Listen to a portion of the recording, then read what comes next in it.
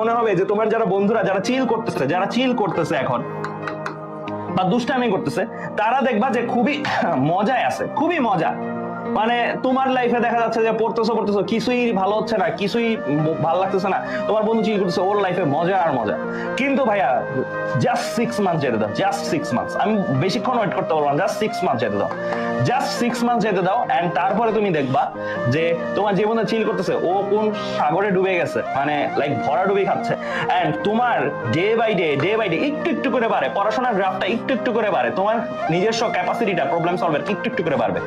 একটা সময় পরে তুমি এমন একটা দালানে পৌঁছায় যাবা বা এমন একটা হাইটে পৌঁছায় যাবা যে অন্যান্যরা তোমাকে দেখেও ভয় পাবে, তোমাকে তোমার ম্যাথ সলভিং দেখেও ভয় পাবে, জাস্ট ভয় পাবে।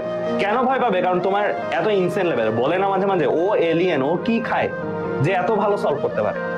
বেসিক্যালি এই এলিয়েন ট্যাগটা পায় কেন? এলিয়েন ট্যাগটা পায় হচ্ছে ও মানে এই পৃথিবীরই না, মানে এত ভালো সলভ করতে পারে, পৃথিবীর মানুষদের মতনই না।